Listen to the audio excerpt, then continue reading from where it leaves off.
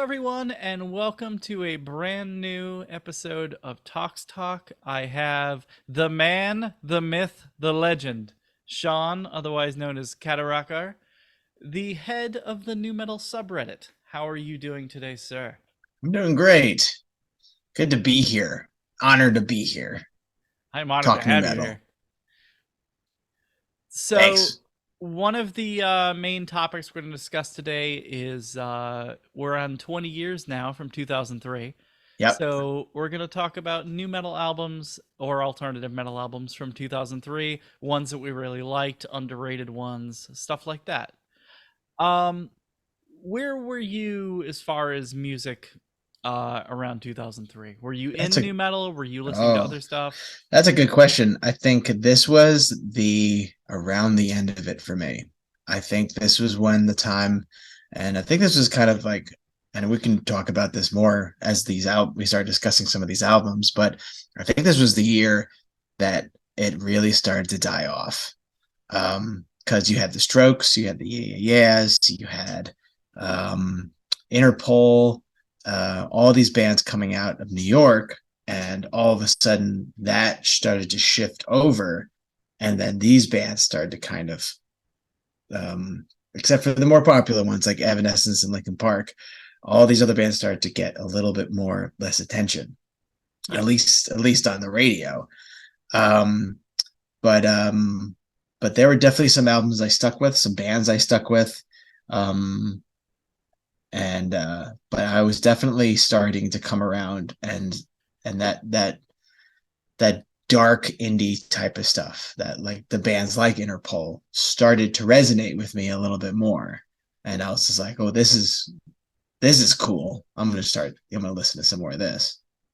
Yeah, 2003 was around the time I started to notice, yeah, the indie rock rising, the garage rock revival bands, Mm-hmm. like yeah, the Hives, the Yeah Yeah Yeahs, the Yep. Vines, White Stripes, they were starting to pick up steam, and yeah, and as well, like in the metal world, 2003 was a big shift to me because I went to Ozfest that year, and while the year before it was still predominantly new metal, and there were a couple of like metalcore bands thrown in. Mm-hmm. Mm-hmm. 2003 was when you started to see Killswitch Engage, Shadows That's Fall, right. Yep. Atreyu, Bleeding Through, Mm-hmm. all these bands, and then the next year it was, I don't even remember if there was more than maybe two. I think OTEP played 2004, but I'm not thinking of any other major ones that played. That's the Ozfest that I went to, was the 2004 one.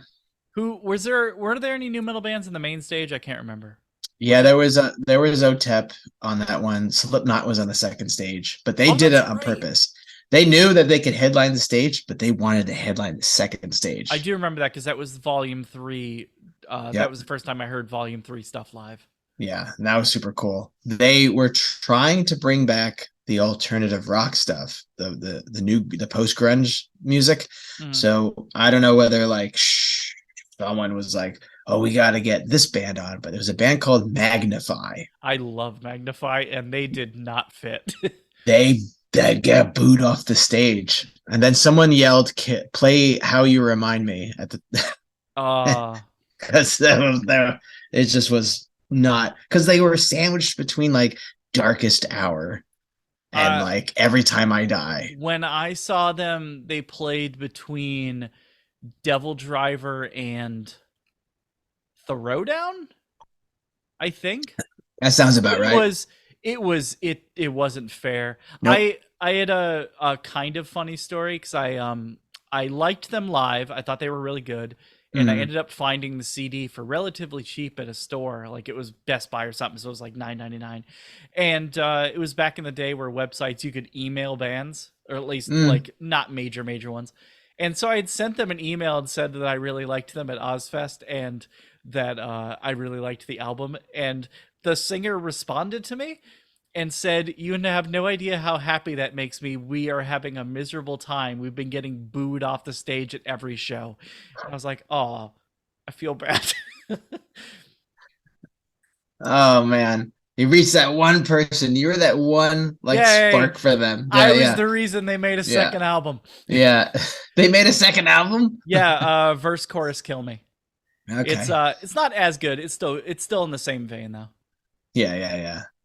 I feel like one of our members of the subreddit, I Got Satan, is a big fan of that He new likes, adjacent stuff. yes, like he has that subreddit for the new adjacent stuff. He pushes that Like, relentlessly, relentlessly, yeah.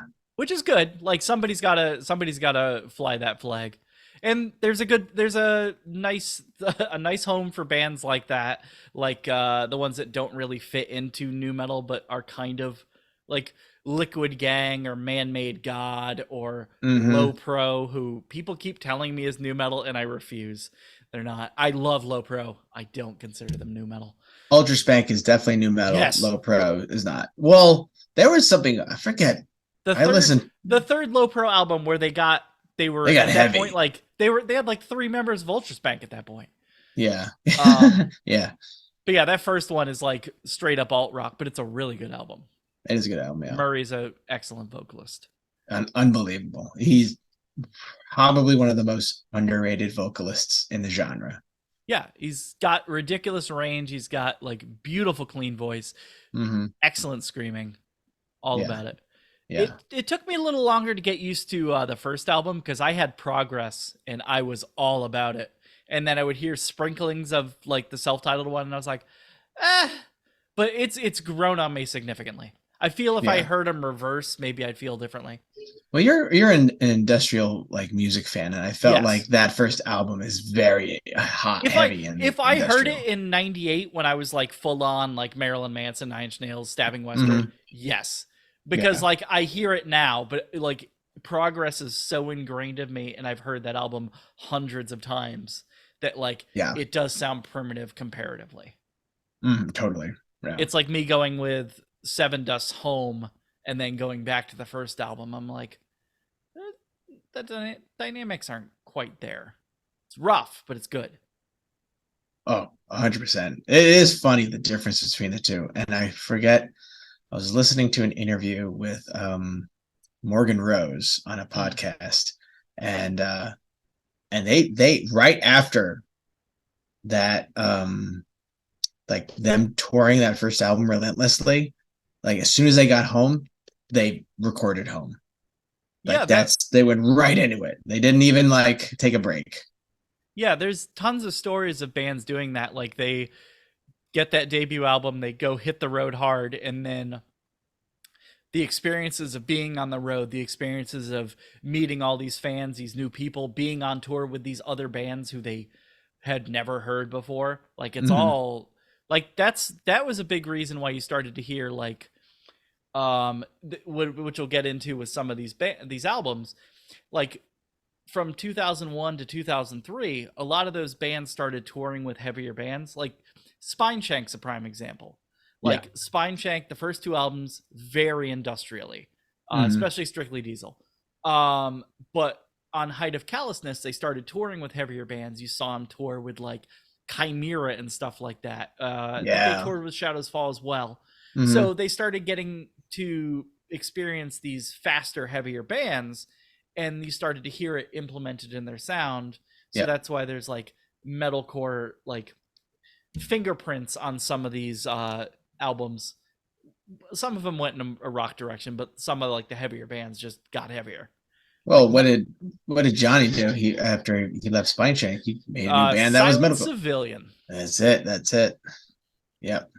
So, yeah, it rubbed off. And then even Max from 40 Below Summer was like, "I'm going to start Black Market Hero," and he Yep. did try to do a market, hit Who that metalcore market with him. was it? Flaw that was the other members in Black Market Hero? Because I know it was like half Black 40 Below Summer. I think so. I don't remember who else Okay. was in it. I just knew it was Max's project.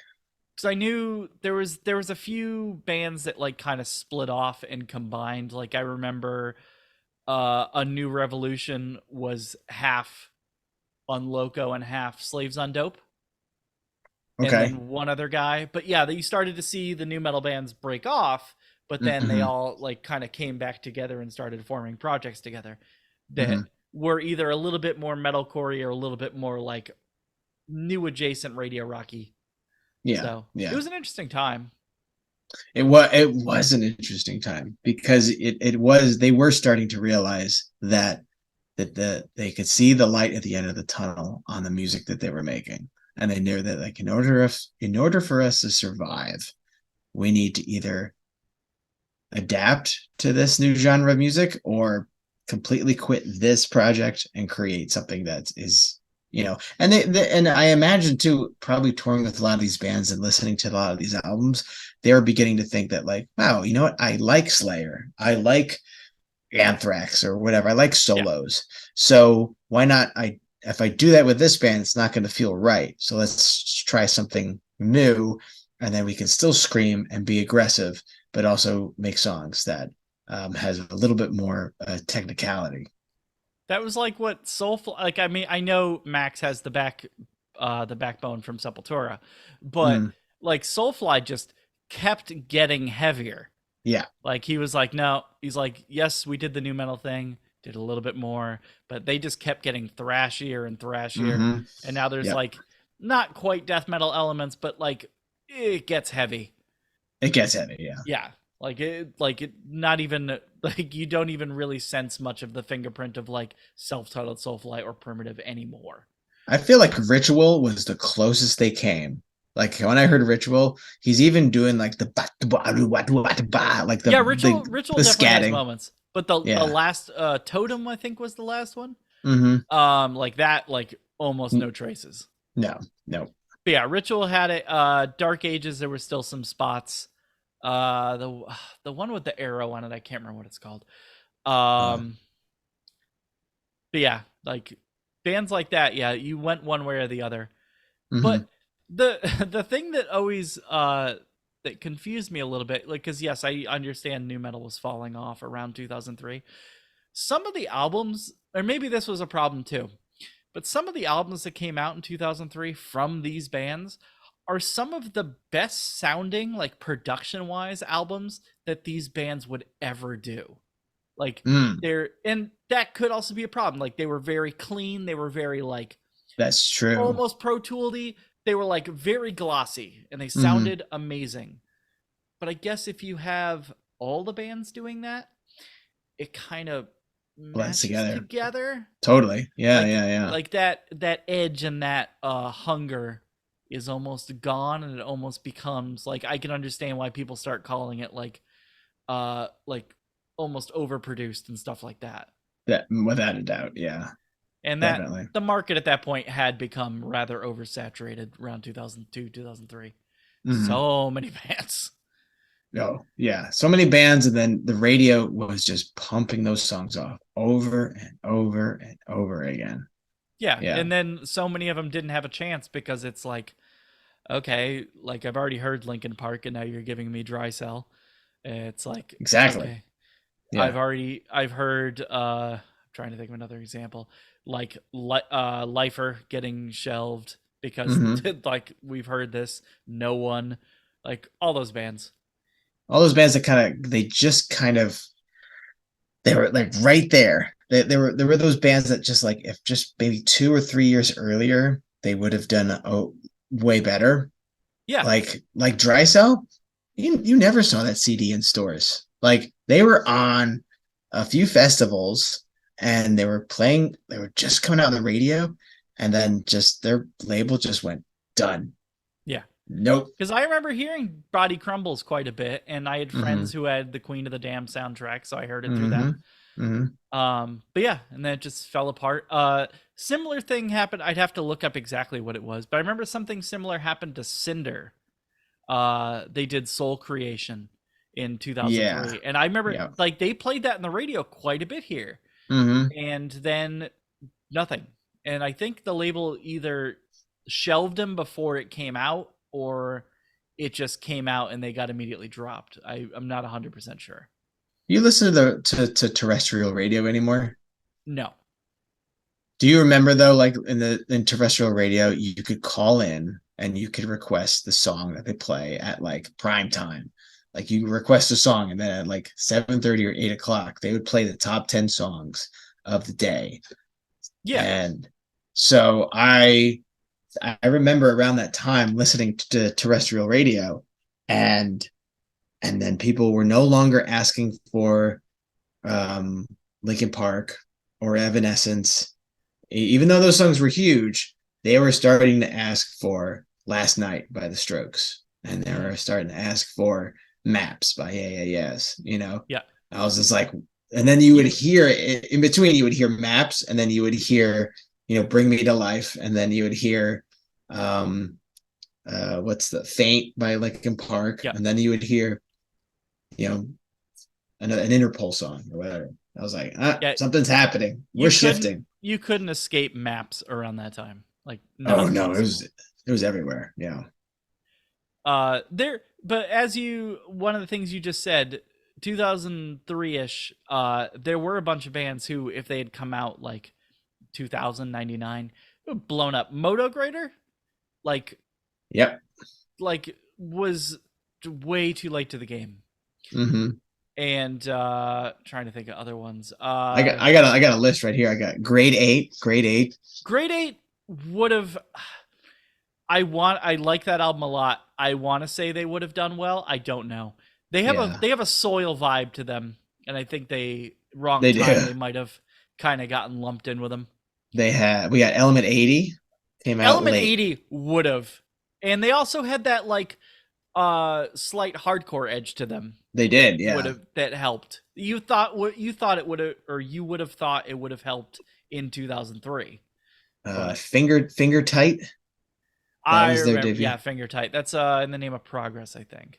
Yep, and then they have Progress, and then let's see, the debut Depswa. Depswa should have. Depswa was melodic enough where it should have done well. Mm-hmm. Mm-hmm. A Level, that was when Level's debut came out. Yeah. Twisted Method. Yeah, Um, that's right. Twisted Method. uh, yeah, I'm trying to think. No, it's a second Endo album. V-Shaped Mind. They kind of they got shafted a Yeah, little bit. they did. And that's when Cold put out Year of the Spider, and I thought, as much as I Mm-hmm. prefer the first two albums, I thought that was going to take them to crazy heights, and it just didn't. It had all Stupid Girl, the pop songs on it. yeah, Stupid Girl did well, Suffocate did well, and then they just kind of nosedived after that. It did, yeah. Yeah, I'm looking at my list again, and yeah, the 5 foot thick. Oh, is that Blood Puddle? I think so. Yeah. Yep. Yeah, because I think Circles was 2000. But yeah, Blood Puddle's great. That was when E Town Concrete had their first non indie album, the Renaissance. Uh-huh. Uh-huh. Yeah. But yeah, but like I think so it was also a year where the kind of your second, third tier new metal bands were coming out with their sophomore releases. Yeah, So you had In Loco, you had From Zero come out with their yeah. second album, Endo, and they didn't do that well. But you had bands that had been in the game for a long time put out some of their best shit. Like I love that Deftones self-titled that came out that year, It and I has. love.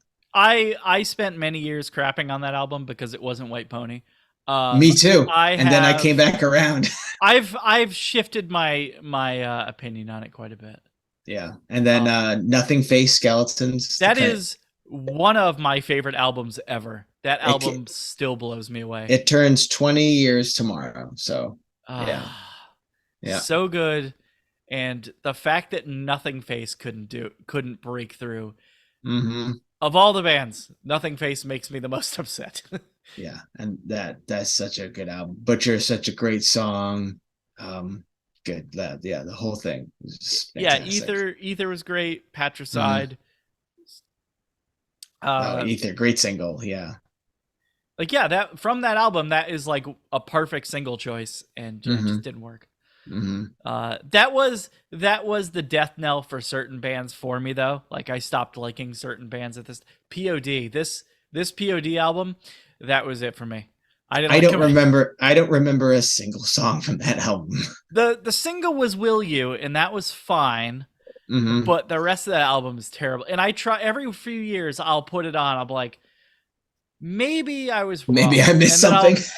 and then I'll put it on and I'll go, No. no, this is still bad. Hmm. Still don't like it.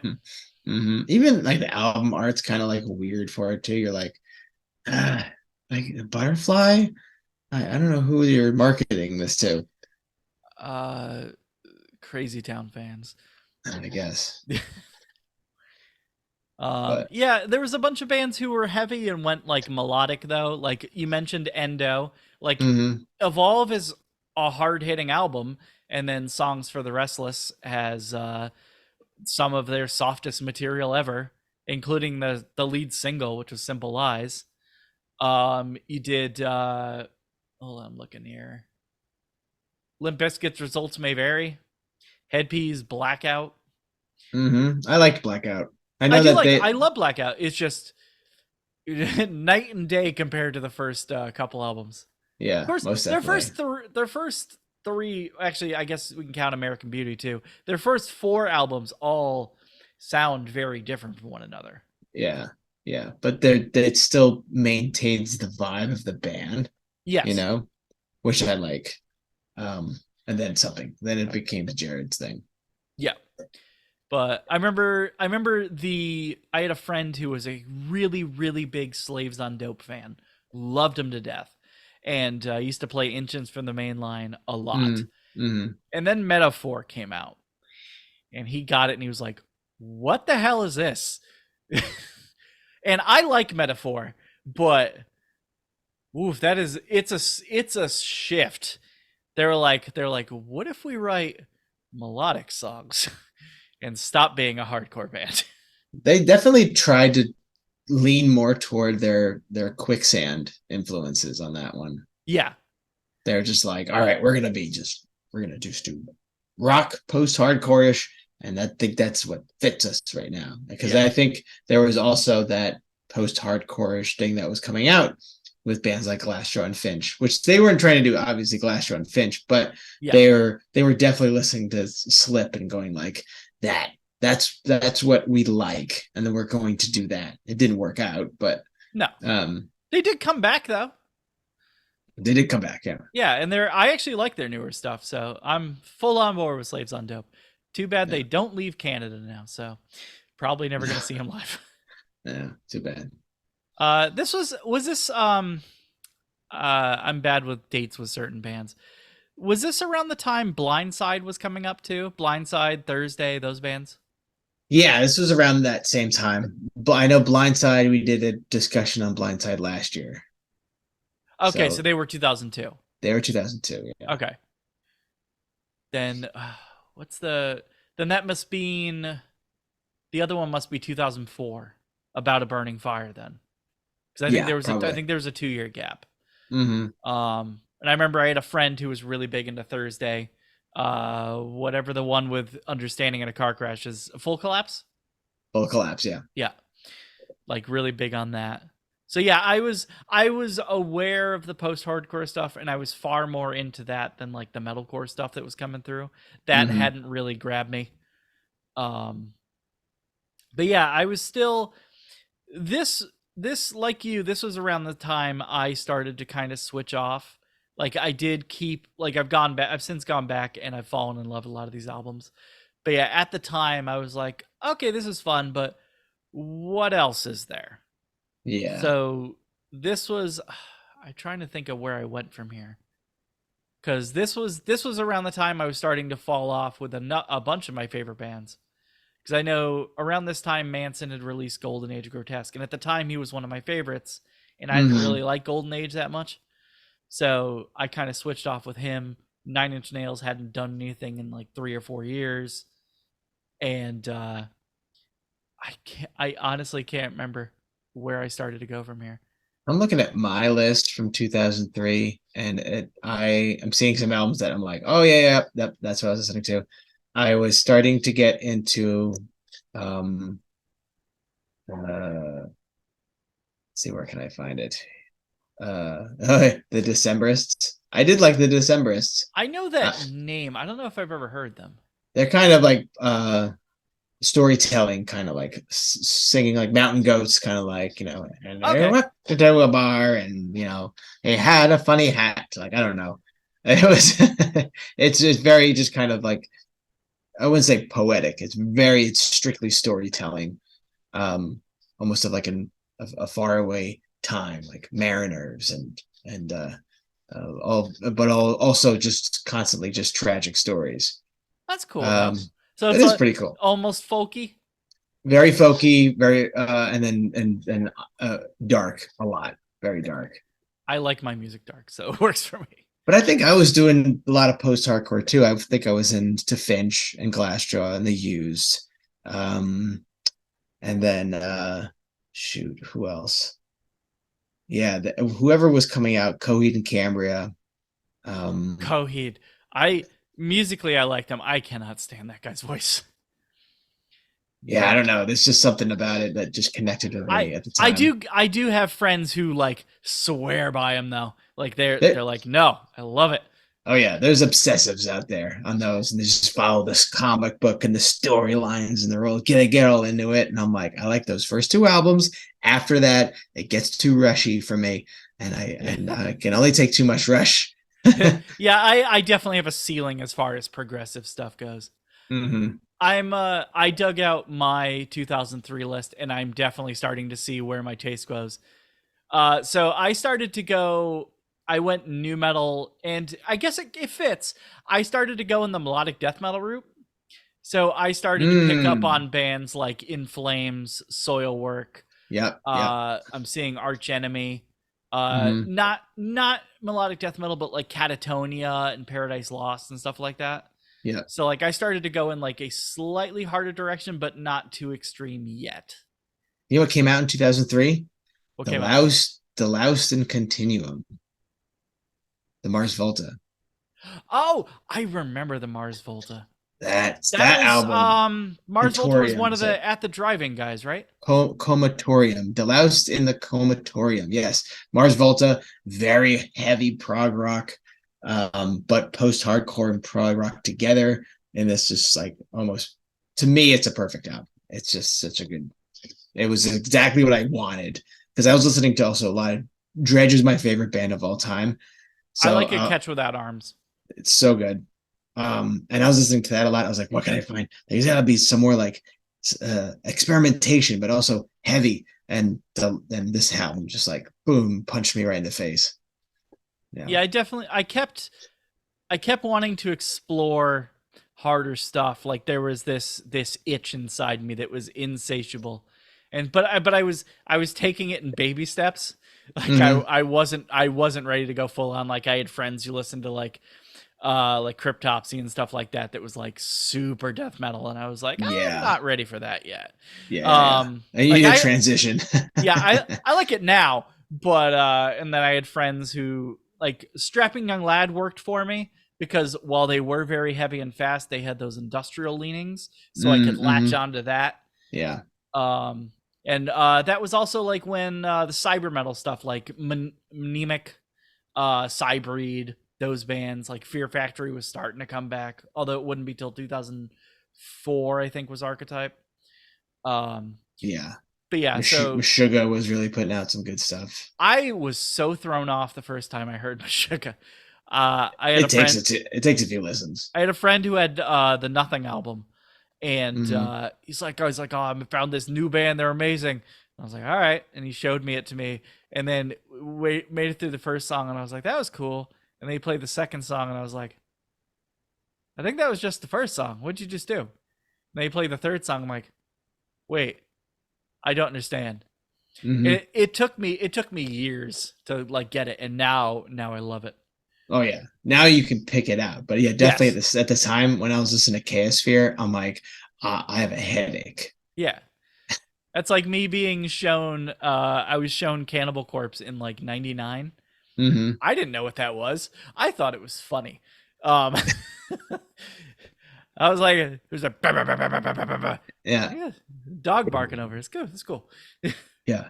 Hey, they were in Ace Ventura. Yeah. Yeah. I love the story of that. That the directors are like, oh, we want to get.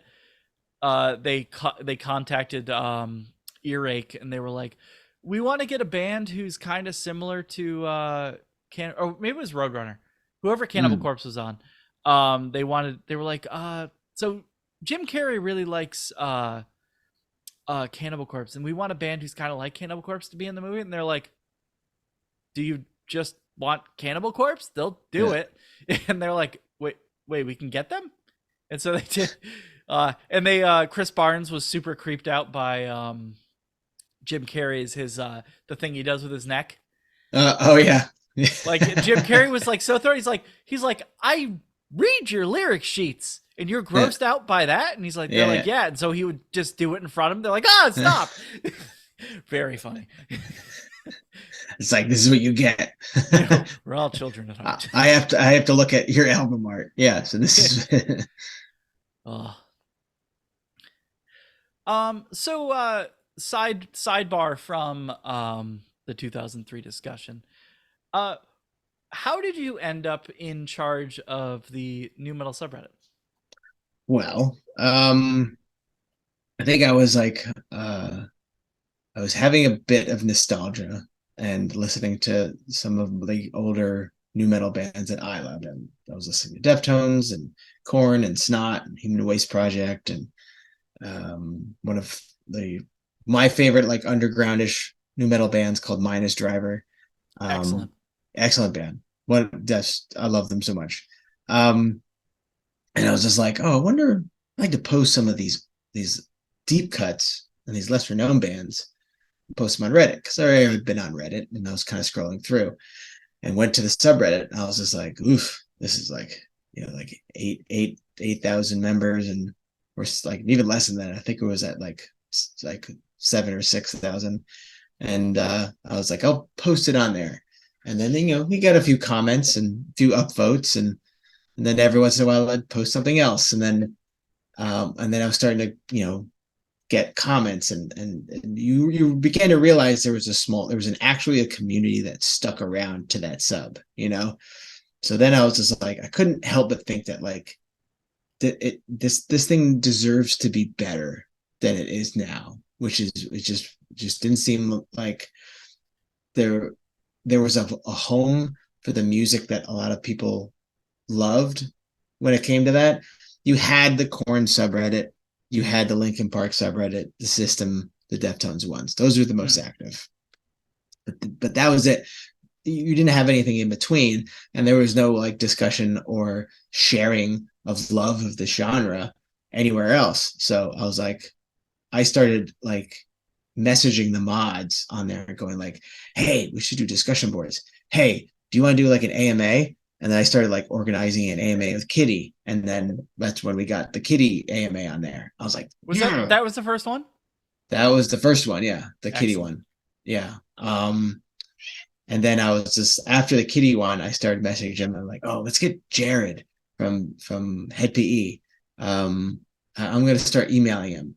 And then I woke up the next morning with an email in my inbox that said, "You are now the mod for our new metal." Like they just gave it to They me. were like, "We're I didn't. tired of doing this. Just take it." That's exactly what happened. They were just like, "All right, enough. Just here, take the keys and just leave us alone." Yeah. That is a good story though. Like, I mean, that's how you do it. That's how you And do it. I mean, it was just shared love. I didn't even ask for it. I didn't ask to be a mod for it. I just was like, I saw potential, yeah, and you and wanted to breathe life into something that you loved. That you were like, exactly. this deserves more. I love the music. And I was like, all right. And then when I got the keys, I was like, all right. I kind of stepped back. I was like, what do I want to do? Let's get a snoo. Let's have someone create one. Let's get a banner. Let's get an icon. Let's I wanted to model it off of other music subreddits that I had already been a part of and then combine those elements together to make this. So I follow indie heads. I follow metalcore. I follow the hardcore one, then the punk one, and each and every one of them had elements in them that I enjoyed. I really enjoyed how organized the indie heads one was, and how they scheduled their AMAs and how they had an Instagram profile. And then I really liked metalcore's the way they ranked albums in their lists, Mhm. and how almost kind of loose but also strict they were about how they set up, who you were able to how you formatted your songs, and but Which also is the good, and I appreciate the way you do it on the new metal subreddit. yeah I'm that yeah tired of posts that are, "Do you guys remember this band?" it's like just put it in the comments. So, like, don't force people to have to play it. I'm just like I'm gonna remove it. I'm like, it's just rule number fucking one. Yeah. um but yeah, and I was just like, all right, who else can we get? Like, let's set up like discussions about these albums that are turning 20. Let's get the bands to join in on the discussion and talk to the people that love these bands. And more than not, everyone would participate and join in on it. So there were a few times where like we did an AMA and like no one showed up. Like the worst was probably Christian from El Nino. Oh, I feel bad. I Wait, felt he showed up and then nobody.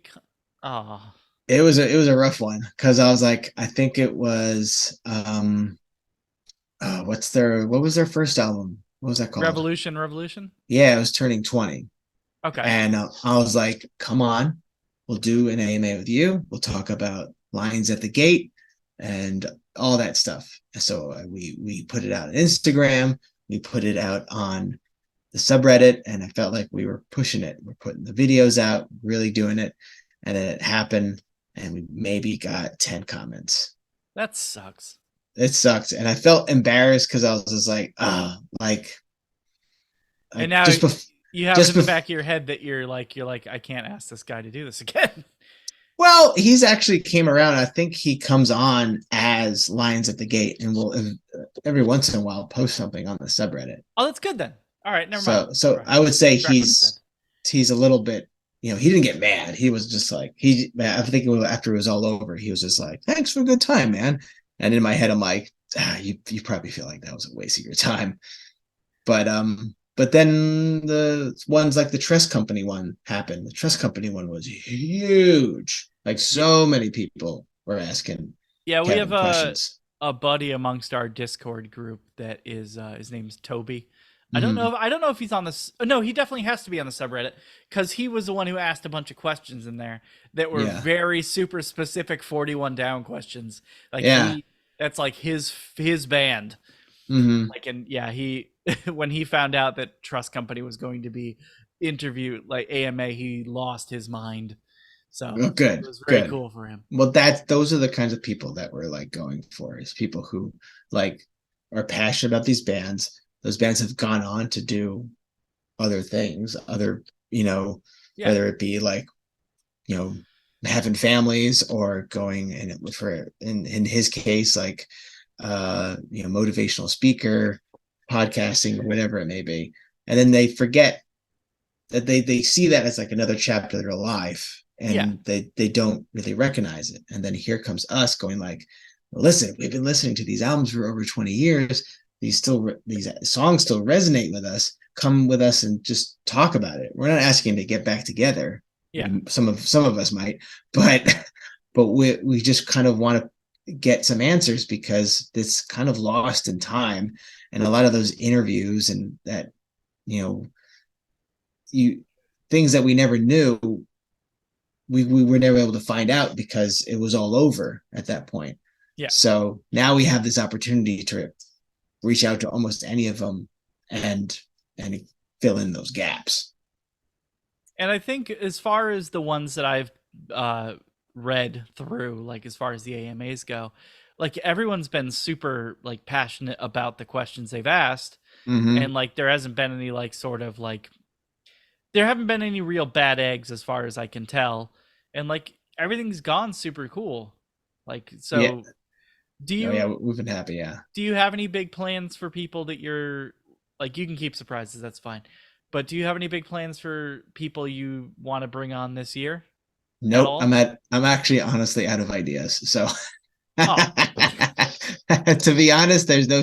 I would say the one that we got coming up is this very little known band. They wanted to do an AMA, So we're gonna see how this goes, but they're called Disgust. Diskust. Disgust. Newer band? And very, very newer band. They Okay. put out an album maybe like a few years ago, but they got some new songs coming out. They wear masks. They're very Slipknot, Moto Grader, um, that kind of style of heavy down the sun type of music. That's what Okay. they remind me of. And we're like, okay, we've been surprised before. Like we had a guy who was very much into new metalcore, and he wanted to get like Moral Slip and Ape Hate and Blood Youth and bands that I don't really listen to all that much, but when I listen to them, I'm like, all right, this is awesome. But we'll set up an AMA and see what happens. And then all of a sudden they're a hit and we get a lot of questions, and we're like, oh, like I guess I was out of touch and I didn't know that this would be something that people would want to know about. So and then There so there are a bunch of the newer bands who I'm not hip with at all. Blood Youth I really like though. they're Like really good. I vibe with them. Very good band. Yeah. Have you ever had a talk with the 13 guy? I can't remember. The The Who? XIII guy? Yes. Yeah, we Okay. did a what was called we like to do like a Reddit takeover, and Oh, that's right. we Okay. have them post stuff and do silly shit, and we change the icons and we change the background and we let him just kind of do whatever. Okay. All Um right. Yeah, I am remembering that now. And I and remember then one of the underrated ones for me was Pressure 4-5. Like oh loved that. yeah. Yeah, that Like was great. I couldn't believe the Pressure 4-5 guys were there. Yeah, Very that very was cool. we that was really cool. And we've had a few of those where I will just go on social media or on Instagram and just text one of the band members and be like, hey, we're having this discussion about this album that turns 20. If you want to join in, here's what the link is going to go. So do that. And that's what I did with him.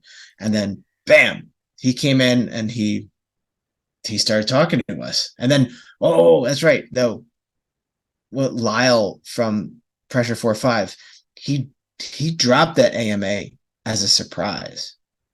That first one. Do you remember Oh, that? yes. He was just like, "Hi, my name is Lyle. I was the bassist for Pressure 4-5. Ask me anything." And I was like, "What?" Yeah. I Where was did just this like, come from? "Where did this come from?" And then I like pinned it, and then I was just kind of like, "You guys were great. Like I loved you guys. Like burn the process. Oh my god!" Like as someone who was listening to Handsome and Quicksand and a lot of those bands when I was growing up, I was like, this was like the progression of that. Yeah. Yeah, because they weren't really part of like the whole rap rock part of new metal. Like they were No. very smooth and alternative-y. Yeah, they had the Mm-hmm. post-hardcore element to them. Helmet. They were like very much like Helmet. Yeah. They were, yeah. And I do have to thank you that getting apartment was it yeah, it was apartment 26, right? Mm-hmm. Mm-hmm. Getting them on there led to me getting some of the album 1.5 songs, and I had wanted those for well over a decade. That was And super cool. getting That to was hear super some of that cool. stuff, I was like, I didn't know this really existed. I thought it was a myth. That was so cool. And then to have Biff all of a sudden surprisingly just show up and start like talking to people, we were like, whoa, uh, that was crazy. loved that band so much. Yeah. I actually was able to get a question I've always want answered from them, which was, why is there no live footage of them on YouTube? Yeah, because None. the Zero. that big new metal channel that was posting all the live stuff, we Mm-hmm. asked them several times about Apartment Mm-hmm. 26, and they said, "No, we don't have anything." No, Brad I has know, no footage of them. I know they played Ozfest Yep, like they did. twice. Mm-hmm. So did what was the answer? I don't remember at this point. I'll open it up and see. Here it is. Don't So tell me it's because they forced it to be taken down. no, you know what? So I asked, hey John, thanks for taking the time to do this. I was listening to both Hallucinating and Nothing New Under the Sun this week, and you both have your signature sounds unmistakable. Are there any live videos of you guys playing together? YouTube doesn't seem to have anything. He said Biff had some at some point. We talked about this recently.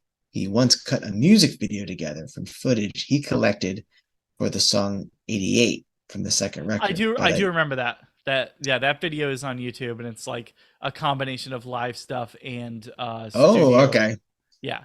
But I But don't like know where it went. And he also had some shows filmed as part of the tour, Ozfest in particular, but I never saw the footage at all. So I might have to maybe somehow hit up Biff again. I I don't would love to see live footage of them. I remember like there was a couple of bands who just like they came out of nowhere releasing like that Liberated Tape Archive channel. know. I think Sinistar was one that showed up, and I was like, "What? There's there is live evidence of them." Yeah, Um, right? Yeah. yeah, there V-shaped Mind live stuff appeared at one point. Hmm. There were a couple. I'm drawing a complete blank right now, but there were a couple that I never thought I was going to see stuff from live. Uh, when when there started being full Godhead shows showing up on YouTube, I was like, oh, we're in a different time now. Yeah, I'm yeah, all yeah. for this. Yeah. What was I going to say? But yeah, that as for anything in the future, though, I think we have a Dropout Kings takeover happening very shortly. Very cool. Um, um, and then I'm going to get the album discussions as the bands. I know that. So the guy who manages Dropout Kings talks to us a lot. Okay. And they also manage Head PE. So he wants to get Jared on. Wanted to get Jared on for the Blackout discussion, but couldn't for whatever reason. Um, but I mean, let's see. Coming up, we've got the From Zero discussion happening in May. Hmm. Emil Bulls. You got Stain, Depths, Was Slaved on Dope, Metallica. We're still gonna do Saint Anger because a lot of people claim it to be a new metal album and Yeah, whatever. whatever. It's fine. They claim God Hates Us All as a new metal album, so I mean, Yeah. I can't Oh, fight him. yeah. No. I think with Cold Chamber coming back and Oh, we should have Dez hasn't get ever been on there, right? who? Dez. Des? No, you want to hear a funny story about Des? And I don't mind saying this, like on a podcast where it's all out to air. I've been trying to get Des so hard, like so hard, because he goes on a lot of podcasts and he likes to talk, but his manager keeps asking what our um like our views are, our like target, like our numbers when it comes to like how many people. Oh, And good on you. I'm like, it's freaking Reddit, man. Like, I don't know. And Yeah. I'll look at the mod thing, and I'm like, at any given day, it depends. So like, you're gonna get the people from Instagram, and you're gonna get people from Reddit, and this is for Cold Chamber. This is to do an AMA. You can Yes. go on our music if you want, but you're not going to get the reception that you deserve. No. You need to do it here, and this is where you need to do it. So I'm putting it out there. Des, come on the podcast, come on the subreddit, and I I would or any of the love Dez. guys. It'd I be great. I talked to Dez 2003, I think. Oh 2002. wow. Well, it was the first year Devil Driver played Ozfest. I can't remember if it was '02 or '03. Mm-hmm. Uh it's whenever the first album came out, but they toured Ozfest, and if you bought a CD at Ozfest, you could go through the line and get it signed. Hmm. And so I bought that, and I bought Otep Sevis Tra so that I could go through lines and talk to them. And all the Devil Driver guys were super nice. They were very Mm-hmm. but Dez stood and talked to me for like 15 minutes. He didn't have to. There was a line of people, and he kept talking to me because I was asking him like stuff, and I actually talked to him about Cold Chamber, which this was pretty soon after like the split. And Mm-hmm. he just talked to me about it as if it was like it wasn't a big deal, and he was happy about what they did, but he was focused on Devil Driver. And I was like, well, I'll probably never get to see Cold Chamber live, but I did end up getting to see him live many years later. But yeah, Dez was super chill, Mm-hmm. and I think that was also the year. Yeah, I met Otep, talked to her, she was cool. Mm-hmm. But yeah, Dez, I would love to have Dez in the subreddit. Be great to have Awesome. Des. So let's see who else we got coming up soon. Um, You a said main. you said email bulls. Is there a chance of getting them? I could try to email bulls. I don't know what their audience is like. Like it's one of those things where I so sometimes people will pitch AMAs to me, Mm. and I'll go, all right, here's what I want you to do: post a video of them or a song, see how many upvotes it gets. If it gets like above 10, then I'll consider reaching out to them. But I kind of have still have that residual like trauma from the El Nino Christian Understandable, because thing. yeah, like I would get that you like I didn't get a lot of responses for El Nino. What am I gonna get for email bull? But yeah, there Yeah, are gonna be weird ones, like how we got a lot for you got a lot for Factor 81. totally. Um, like Power Man 5000. I'm sure Spider would be fine talking. I don't know if he would be like, yeah, I don't know if we're really new metal, but like I'm sure he'd be fine talking to people. I mean, he went on a new metal tour with Mudvayne and fucking Rob Zombie and Static X. Like he's definitely like come to peace with it. But he also did an AMA on AMA like Oh, okay. a few Didn't know months that. back. So I feel like he kind of and that went really well. That got really popular. I think people just still love that band. That's that didn't you do something with um the New Breed guys? Like you had to defend the Yes, Stars I had to Revolt. defend Tonight the Stars Revolt, which is insane that I have to defend it. It is because it's such a fun album. It's a fun album to listen to. It doesn't take itself too seriously. No, It just reminds me. I'm just like I was like, oh, this is like new metal Billy Idol. Like this is great. I compared it really well to like it feels like a the yin and the yang. I know they're brothers, but the yin and the yang to Rob Zombie's Hellbilly Mm-hmm. Deluxe. They're both Definitely. very super theatrical, new metal y, industrial rockish, not taking ourselves too seriously. Just high energy, like hard rock. They Yeah. work really well. But Yeah. yeah, I'm still on the Power Man train. They definitely peaked a long time ago, but Oh, I will 100%. still anytime something comes out, I'll check it out. Yeah. Yeah. Like, and the last several albums have been at least they've been like 4 or 5 songs really good, and then a lot of I don't know what you're doing. So, Mm-hmm. but see if they released EPs, they'd probably be doing great. But Yeah. Oh, you know who is due to get back to me is Johnny from Spineshank. He did say that he was willing to do something. He just said he was really busy at the time, but to circle back with him. So this reminds me I need to circle back down to Johnny because he didn't negate me. He just said like, oh, I'm just busy, but I would hit me up Johnny's again. another one I'd really like to talk to. I never got to see Spine Shank. Um, even I have seen Silent Civilian though. Um, I saw Spinecheck open for Typo Negative, and it was fucking insane. They were thirsty for that's a attention. weird clash. Yeah, Um, it was a Roadrunner thing. You know what I mean? Because Typo oh, was on okay, Road. You know what got I it, got it, mean? got it. Type Roadrunner just kind of like get them all together. Let's Well, just do it. I'm saying that, and I also saw Typo Negative open for Hatebreed, so I guess Oof. whatevs. That I is, went for Typo Negative, so it worked out because yeah, the people I was with, they didn't want to see Hatebreed, so I was like, oh, sweet, so we get to be Traffic, and yeah. I got to see Typo Negative, and 3 Inches of Blood was the opener. Weird tour. Wow, wow. That is definitely a weird tour. That was a Yeah. it was a sponsored tour. I think it might have been the Jägermeister tour or something like that. Hmm. But yeah, because I've seen Typo 3 times, Me and too. every time I saw them, they were with a weird group of bands that didn't really fit their sound. Like Yeah.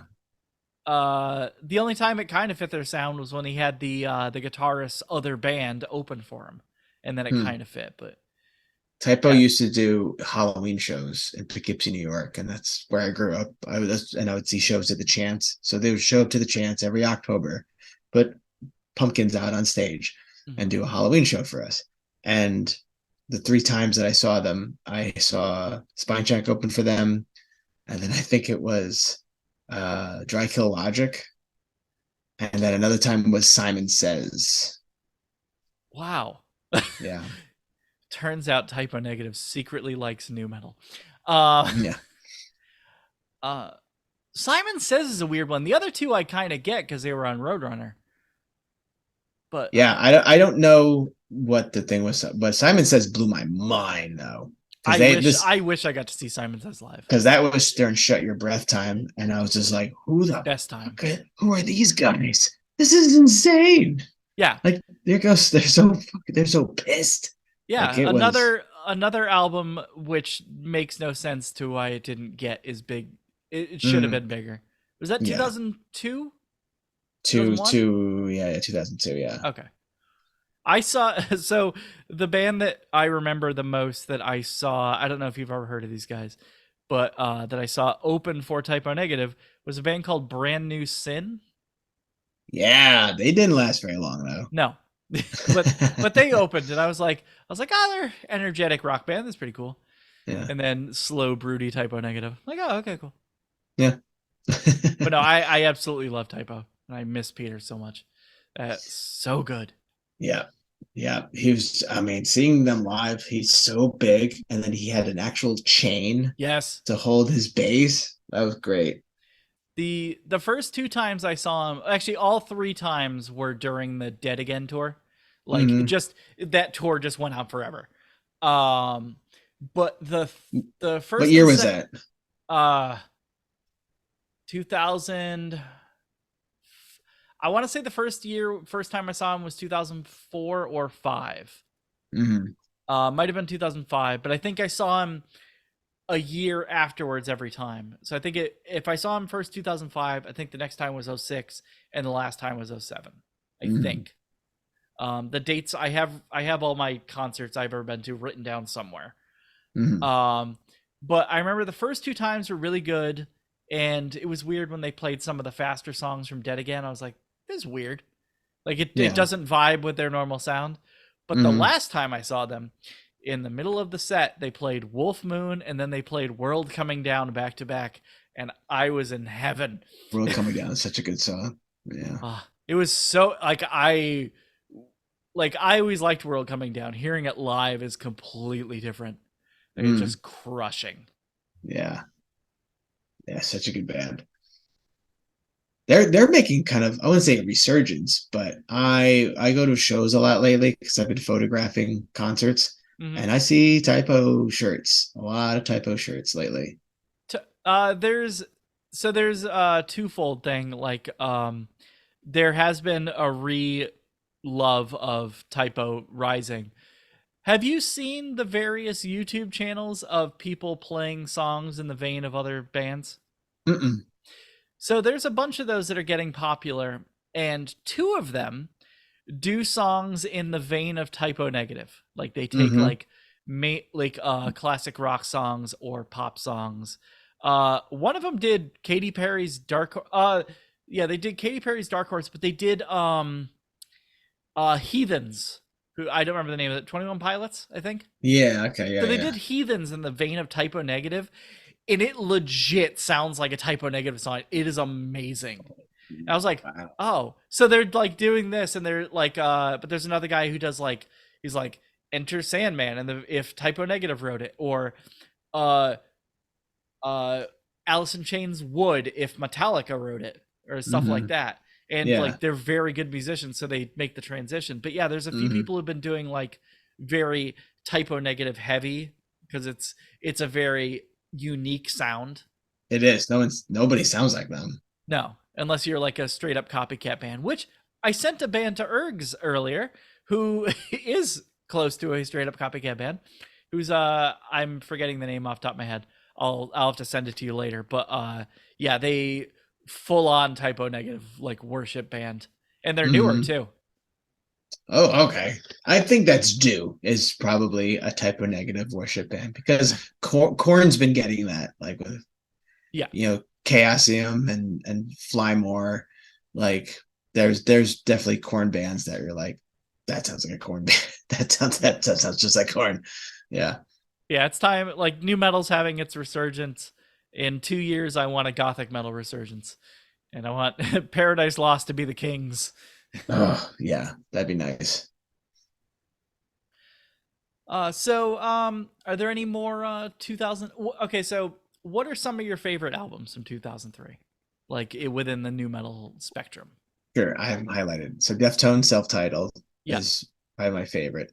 40 Below Summer's The Morning After is really good.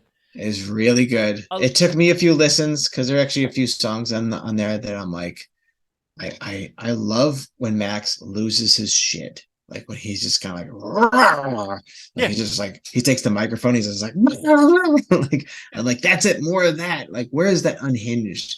But it got more melodic. So I was do step into initially the disappointed. sideshow again. Yeah, yeah. I wanted more of him losing his mind.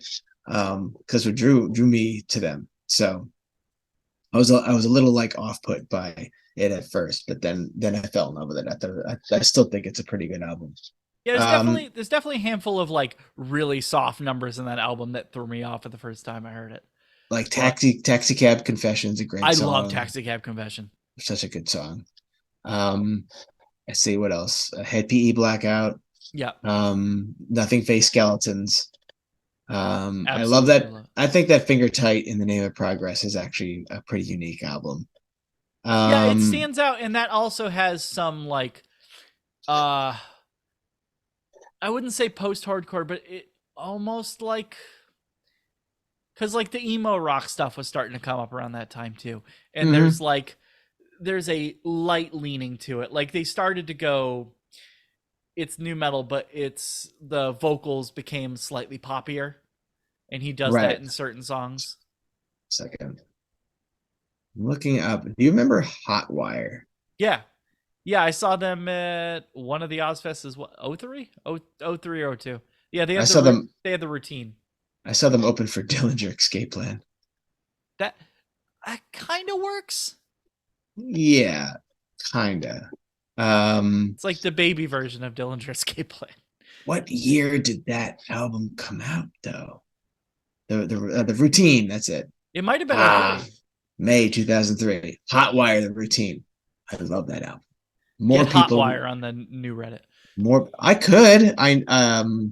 He's in a band called Fake Figures, which is fantastic. Okay. I didn't have this on my calendar. I need to put it on my calendar. Everyone This is must live. know. I'm glad we had this podcast because I just that album just popped into my brain, and I was like, what were they listening to? And then that boom, I was just like, oh, fucking Hotwire. So and then it came out May 12th. So okay, putting that on the list right now. Well, same day as Cold Year of the Spider. Yay. Get Scooter to come talk about Year of the Spider. He seems like a kind of a recluse type of person. He's a little off. He always seems so sad. I know he's like the basset hound of lead singers. Yeah. You're just kind of like, oh, you okay? Yeah. Yeah. Okay. So yeah, the routine by Hotwire. Um. Let's go back to the list. What are your feelings Um. on Shadow Zone? You know what? I was about to say that. I don't know. I don't think it connected with me. I thought was it Machine was the one that they had before? What was the second Yes, set? I think Machine. so. Yeah, Machine's the This Is Not Black and White, Get to the Gone one. So Cold. so many good songs off that. And then I think it just didn't resonate with me for whatever reason. I need to listen to it again. I know that. It was a grower for sure because like I remember when it came out and the Only was a single and Mhm. So was a single and I was like, "Oh, so they're singing now." Okay. Oh yeah.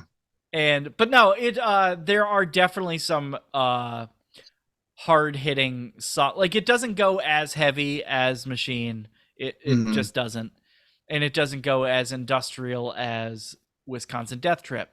However, there is a lot of synth stuff. There's a lot of sampling, and it does go heavy. It just kind of stays within like a pocket almost. Yeah. Like if you listen to the first couple of songs in the album, you'd be like, oh, okay, so this is the pocket they're staying in. I get it. Mm-hmm. But yeah, there are a few softer songs on though. Like that was them kind of stretching, like showing their range a little bit, I guess. Definitely. I thought Depths was Two Angels in a Dream was pretty good.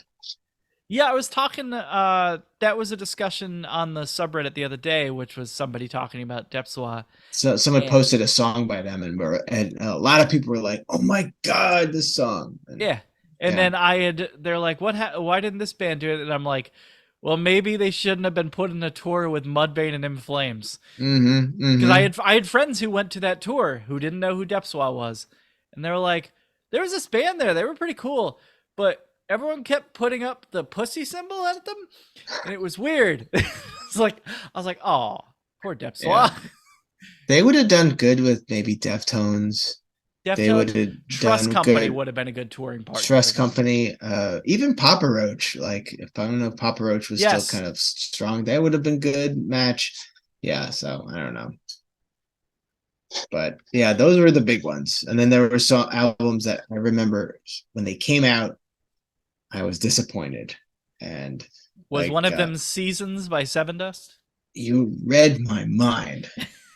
That And was it a lot of wasn't people had necessarily that. because it was bad. It was because every song sounded the same, and there was I Seven Dust had, like we were talking about earlier, they had actual real progression, but Yeah, you still kind of knew what you were going to get. So here's that first album, awesome. Second album, wow, they just polished themselves and still raw, amazing. Then Animosity comes out. You're like, yeah, holy shit. Like this is so powerful. The songwriting is so good. Every song is kicking ass. And the Angel Sun about Lynn, and this is a great album. And then Animosity was them, like how we just said. That was them stretching their legs a little bit, because then mm-hmm, they started putting, like, they had Angel Sun, and there's a couple mm-hmm, of there's Xmas Day on there too. yeah, But yeah, there's softer songs, but they, like, the heavy songs, like, they went for it. they went for Um, it. but yeah, But then Seasons. I like Seasons, but Seasons definitely has a uh the Godsmack syndrome, where everything kind of sounds the same, and it has mm-hmm, like mm-hmm. a an even flow. Which, I mean, if you like that, good. But yeah, it kind of all does blur together. There's a little known band that came out back in the early 2000s. They've tried to put out an EP in 2003, and I posted it on the subreddit. They were called Mug. Uh, they perfect. Perfect. Yeah, Yes. And that was like the last remnants of like raw new metal that was coming out around then. They never hit anything. They kind of stayed in LA. I don't know how much touring they did, but I remember getting not a copy of it, but getting like MP3s of it. I was like, this more of this, please. This kind of like raw anger that I'm not seeing with a lot of, like you said, very Pro Tools, very polished albums. yeah, yeah. No, like there was, like, in the underground, thanks to, like, the ridiculous YouTubers who share super underground stuff. Mm-hmm. There was still a lineage of bands who were doing that raw sound. Dude, they just Mm-hmm. didn't get anywhere, but it was there. Um, and whether that is from the fact that they just didn't have the money to get a good produced album, but Yep. there's Venom, like, there No, that totally. yeah. 100%. Yeah. What about Uh, you? What was your albums? so Skeletons, which was already mentioned. I was actually disappointed by Self Destructive Pattern by Spineshank, because of how Yeah. much I loved Height of Callousness. I was like, Mm-hmm. oh, okay. I really Self liked I really liked when did that come out? which one? Self-destructive pattern. What do Two you know what the 2003. okay. Uh Twisted Method was the one I really liked. I liked their bombasticness. Like, they were just seemed like they were just super pissed off and just vulgar for the sake of being vulgar, and I was kind of Mm-hmm. into it at the time. Mm-hmm. Uh I was a big Stereo Mud fan, and as much as I loved the first album, the second album was kind of eh. Yeah. Uh, Speaking on your post-hardcoreness, this was around the time I fell in love with Project 86. Oh, yes. I That first Project 86 album is So good. Was it? I think it's Black Lines, right? Or The first one was self-titled, but Drawing Back Black Lines is the big, Drawing Black yeah, Lines. That's the big one. I was like, yeah. yeah. And then So what I was the one that they put out that in 2003? Songs to Burn Your Bridges by. I need to listen to that. I don't think I've That listened to one, that yet. that one is my favorite. But then, like from there, that was the first one I heard, and it's my favorite. But then I went Mhm. backwards. I heard Truthless Heroes, and then like there was a long time where I was kind of like, I like these guys' sound, but I don't really get the new metal tag. And then I heard Drawing Black Lines and the self-titled. I was like, oh, I get it now. I hear it. Yeah. Yeah. I don't what was yeah, they were on Tooth and Nail, Yep. which is basically a post-hardcore thing. They label that it's labeled as new metal on the Wikipedia. So I feel like we could do a discussion on them when it comes around November. I think I think as far as 2003 goes, my favorite underground like bands who did not get enough love or barely any love at all. Are you Mm, familiar with Folder? yeah. Because But I don't remember what they sound like though. they're very rapcore-y. Hmm. They're from Italy, and then there's 13 Days. Yes, we just posted 20th anniversary of 13 days Yeah, yeah. just the other When white day. turns to gray. Those are my Mm, two like as far as like just strictly underground ones. Those mm. are my two favorites from 2003. 13 days is Love pretty those good. to love those Yeah. to death. Yeah. Folder's really good. I I get why people wouldn't like it. The guy's voice kind of gets annoying. They almost sound like I you'll love this comparison. They sound like if Crazy Town was heavy. I mean, isn't that kind of what we always wanted at a crazy town? Like they have that like kind of lame rap metal style, but they go hard and their turntablist is ridiculous. Mm, The only issue I've ever had heard from people is like they like people will be like, I love the music, don't like the guy's voice because he's got like yeah. that nasally sound. Hmm. But but yeah, but he does a lot of rap core stuff, but he screams sometimes too, and he's got a good screaming voice as well. Yeah. But and underrated, I do love that Grade 8 album coming out It in is 2003. it is a good album. Yeah. When did And Twisted Method come out? It was July 15th. There it is. July 15th. and uh not really new metal, but this was when Godhead's Evolver came out, and I was full on into that too. Yeah, I felt like that one that came out before that, the one with the Beatles cover, Yeah, that one was a little more new metal, but the more you listen to it, I think the only reason I was thinking, this is kind of new metal is because they were on Ozfest that year. yeah.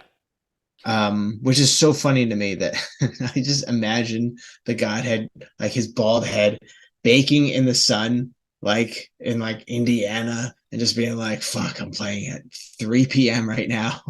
I deserve to be in a dark club singing dark songs. Why My am I here right now?" my favorite Ozfest memories are the ones that make absolutely no sense. Like Hmm. from a logical standpoint, I saw Cradle of Filth out headlining the second stage in the middle of the day, bright sun, 95 degrees. I was like, they had smoke machines, they had Hmm. like monsters on stage. I'm like, I like this musically. This does not work in a live setting in this.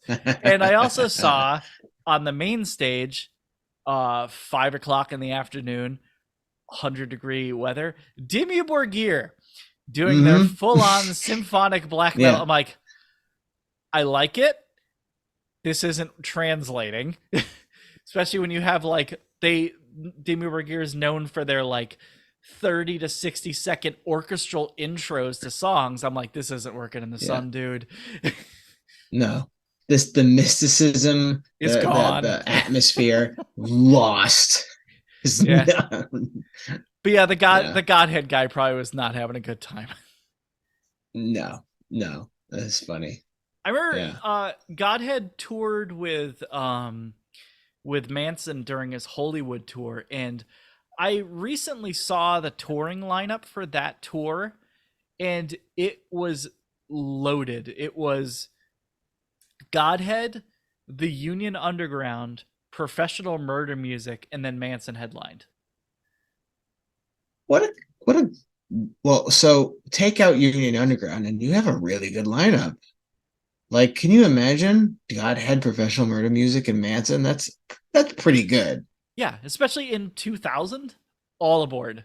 I Yeah. would All gladly have aboard. that. That first Professional Murder Music album is fantastic. They that I've compared that to an industrial version of Corn and used that as like a recommendation tool of people checking it out. Hmm. Especially That's a good way to put it. based off of Slow alone. But that whole album is Hmm. good. A Slow brilliant. is definitely their heaviest one, but like it, because I think that's a good. The reason that's a good point is because Korn, especially Jonathan, has a love for like Depeche Mode Yeah. and Sisters of Mercy and all that dark gothy 80s stuff. And Yeah. Professional Murder Music was like we're doing that, but we're all together in love with that. I often think that what people think Dead Z sounds like is what Professional Murder Music actually sounds like. Yeah, Because because they, Professional Murder Music is catchy. yeah. Wow. Shots fired. I do like Dead Z, but yeah, I get it. I um, do like Dead Sea, but they're a they're little bit more drony at heady times. and they're drony, and I like the drone, but I can I need to be in a certain mood or state of mind to listen to that Dead Sea album. I don't for Professional Murder Music. I could just put that on and be like, here we go. This It has far better of a flow. I will firmly admit mhm, that. mhm. Now the later Dead Sea albums are more a lot more catchy. Yeah, there's they changed what's the Phantasmagore is the other one. Like yeah, Phantasmagoria. That's a good that one. one's far like more compact and like built for, I don't want to say built for radio, but it kind of is. It's more It does, streamlined. yeah, it does flow better. Yeah. This was also uh started to become the death knell. I've come back around, um, but the death knell for dope for me for a little bit because I was full on with Uh huh. Felons and Revolutionaries when that came out. Uh huh. I was one of the only kids I knew who knew who dope was, loved it. I've since been told many times that it's basically Ministry Light, and I don't care. Um, but what was the dope album in that year? Group Therapy. It's the one with it has bitch, paranoia, burn. What day did that come out? Oh, It's the one where okay. they made a music video for every single song. And if you bought the album, you had access to all the music video through Real Player. You're helping me fill in the gaps in some of these things because I didn't even have that on my list. Aw. Do you have Clawfinger on your list? You know what? And I hate to say it, not many people care about Clawfinger. Aw. I wish they did because they're a very unique band. Um, but The 2003 album might actually be my favorite Clawfinger album. also Clawfinger's been around since the 80s. Yeah. Like they are been around. So I don't know how much of a new metal band they are as much as they oh yeah, They're zeros and heroes. Yeah. I think they started to morph more into a new metal band as time went on. Like they started to adapt the sound a little bit. Like Zeros and Heroes has like songs that like fit the new metal mold strongly. But yeah, early stuff you could throw that in the same boat as somebody like Rage Against the Machine. Yeah, Like definitely. that alternative metal uh heavily influenced on what new metal would become, like Mm-hmm. Mr. Mm-hmm. Bungle and Faith No More and stuff like that. Exactly. All right. What else do you have? Shit. Uh I'm like, oh no, uh I don't want to miss any. V-shaped mind I mentioned. I got that one. Yeah. Cell Dweller. Well, we did the Cell Dweller anniversary thing, and I didn't realize how many people love that album. That flew under the radar for me. And That's a big Orion one. He loves Cell Dweller. I listened to that like I think I went for a run and put that on, and I was like, holy shit! Like I missed the boat on this album. Didn't even see it coming when it came out.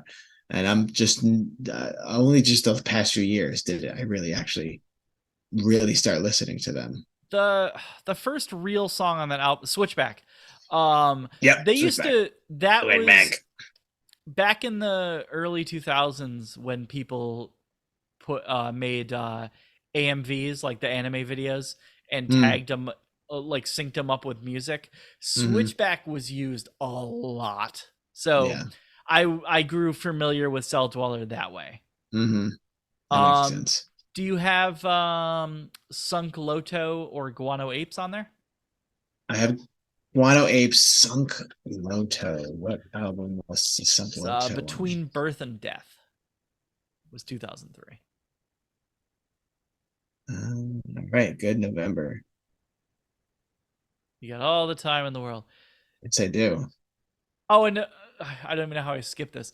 Mushroom Heads 13 came out Yes, 2003. it did. So I Mushroom Head had never really. I respect Mushroom Head, and I saw them live at a festival called Loco Bazooka in Portland, Yeah. Maine. Yeah, and and we were just like, holy shit, what the fuck is this? Yeah. It was because I'd never even heard of them. They weren't even on my radar, and I was just like blown away. But trying to listen to those albums, I was like, I recognize and respect the talent of this band, but it just doesn't connect with me for whatever reason.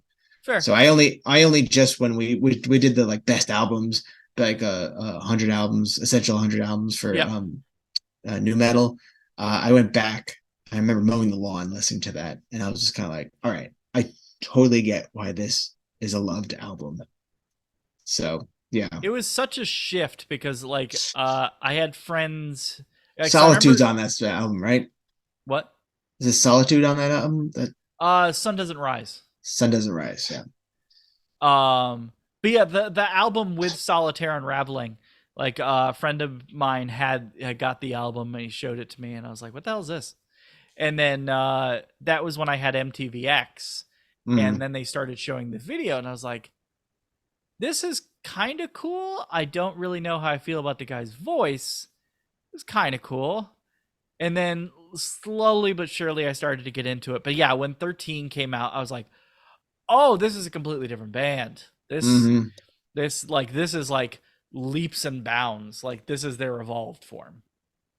Yeah. Unfortunately, everything else I don't like, but at least Well, after, they went through some lineup changes afterwards. yes. I've tried Save Your Sorrow a few times, and it's some songs that are good, but like 13 was it for me. Like I love that album so much. Yeah, I mean, and for you, your taste, it just that industrial. It's very like theatrical. Yep. It's well layered. It's a very thought out album. It wasn't just something they threw together. I like to be entertained. Yeah, because this was also around the time, like as mentioned, I was a big Manson fan at the time, but Mm. my mom was a big Alice Cooper fan, and so she would show me stuff from Alice Cooper every now and then. I'm like, "This is cool." She's like, she's like, "All that stuff you like now, this is where it came from." And I was like, "Okay." Oh, I yeah, totally makes sense though. But no, the thing is, like, I just kind of wrote it off then, and then like going back, I'm like, "Oh, this is where all the stuff I liked came from." This and like Bowie and like Yeah. Newman, like those. Hmm. And the thing is, those three guys have become some of my favorite artists ever. But like at the time, I didn't know that how heavy of an influence or how heavy of an influence Depeche Mode would be on the stuff I liked, or The Cure. And now I like Yeah. all those bands. Yeah. Definitely. But yeah, like I don't know how familiar you are with Alice Cooper, but in the early 2000s, he did flirt with industrial metal a little bit. How did it come out? It was good. Like Okay. it went surprisingly hard. Like Brutal Planet came out in I believe 2000, and then he had another one called Dragon Town come out in 2001. And those are the only two albums that he did in that vein. But they're industrial metal, like in the vein of like Nine Inch Nails, Marilyn Manson, um, with some new metal leanings here and there. Mm-hmm. Like in like you'd hear it in like the drums and like the hooks.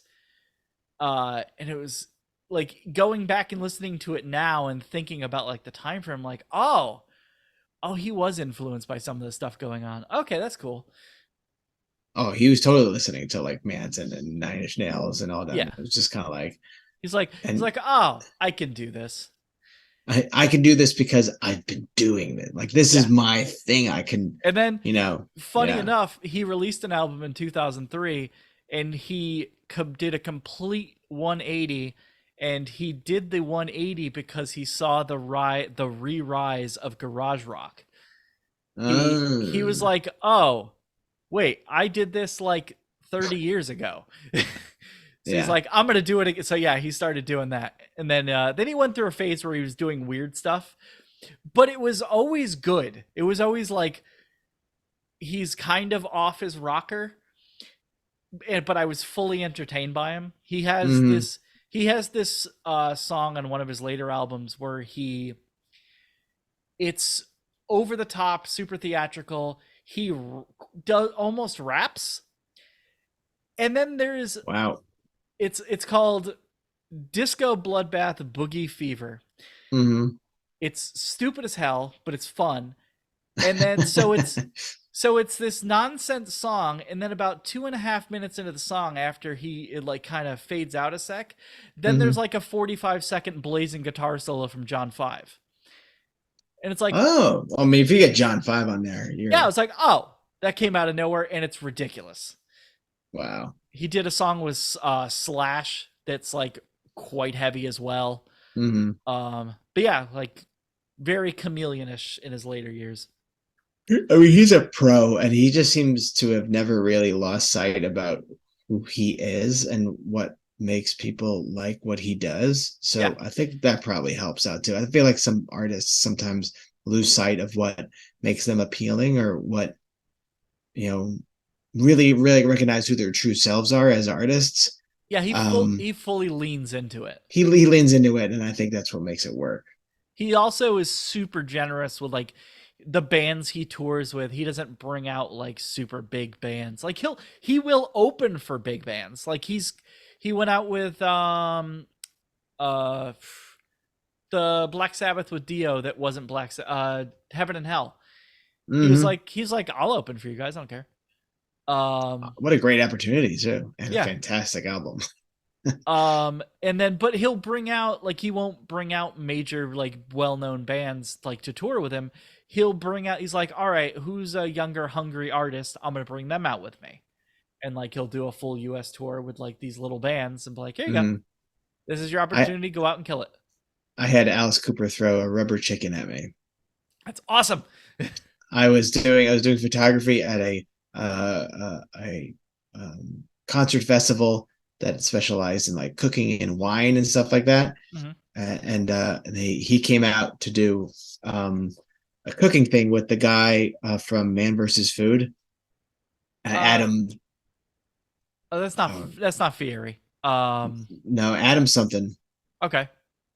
Someone's gonna be yelling at me, be like, "It's Adam this." Adam Yeah. Richmond, I think his name is. So he brought him out, and they made like some sort of like chicken thing because Alice Cooper, you know.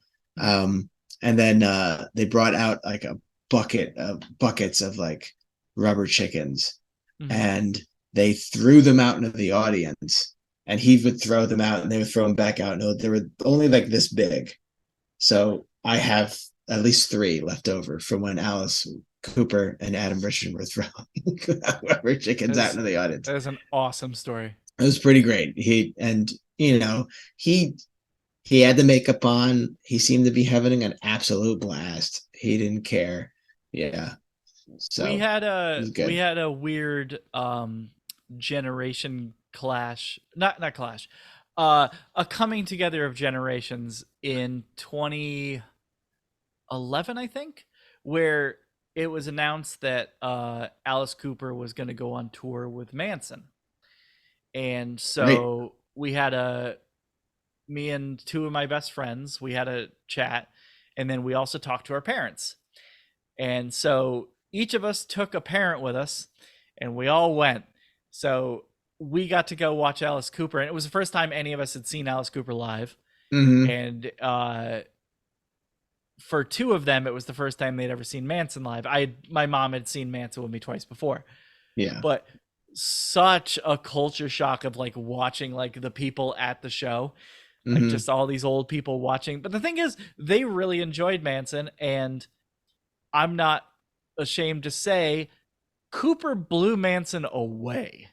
Like Wow. like not only in like showmanship, Hmm. that dude was running around. He was like lapping Manson. I was like, "Oh." Hmm. But then Manson came out at the end and they did cuz Cooper came out during Manson's set and joined him for Sweet Dreams. And then Manson came out during Cooper's set and joined him for 18. Okay. And it was awesome. That's awesome. That's so cool. But like, you kind of hope that a lot of Manson fans, like, it's almost the same thing, like kind of like crossed over, and Yeah. like Manson fans became Cooper fans became Yeah, Manson you would fans. think as much. Like if as long as the want for seeing where stuff came from. Like Hmm. I can understand how somebody who was big into like Antichrist Superstar wouldn't be musically into something from like Cooper's earlier days. I get that. Yeah. But Yeah. like there's a connection there. Like same with Nine Inch Nails and like Bowie. Sonically, not the same, but there's a connection. Yeah. Definitely. But all right, so that's going to wrap this up. Thank you so much, Shawn, for coming on and talking with me.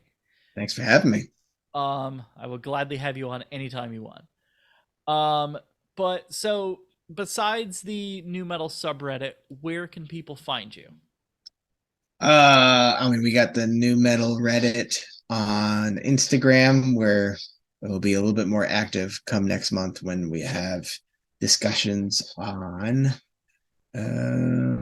We've got From Zero and Cold and Stained and Depswa and then What's Hot the Wire. what's the 2003 Stained album? Is it 14 Shades It's of Grey? 14 Shades of Okay. Grey. Oh, the Deftones album comes out that same time. We were going to do a revote of our essential albums Mhm. because there was a dead spot of like album discussions, but I got really, really busy during like the Easter months, their Easter weeks, and I was just like piecing that together was gonna be like a nightmare for me. Okay.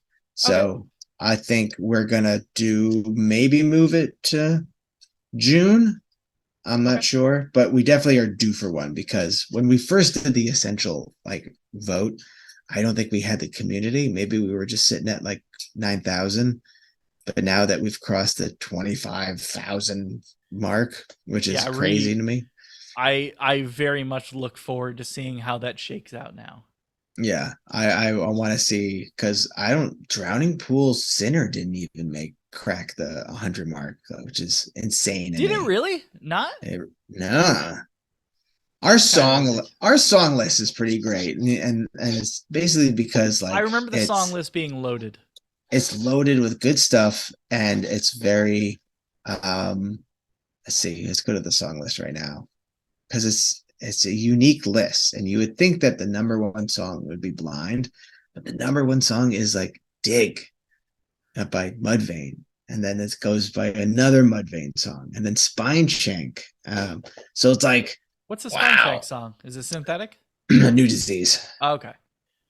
But like it's just a mix of good like deep cuts and popular songs. It's just it sets up for a good playlist to hit shuffle on because by the end of it, you've got Ultra Spank and you've got Reveille and you've got Snot and you've got even a Steppa song on there. So it really is like it sets it up to be like a good mix of to hit random on. So so that's why I'm like, all right, let's do let's do the essentials again. We've got more people, we've got more like a community now. Let's see how it shakes out.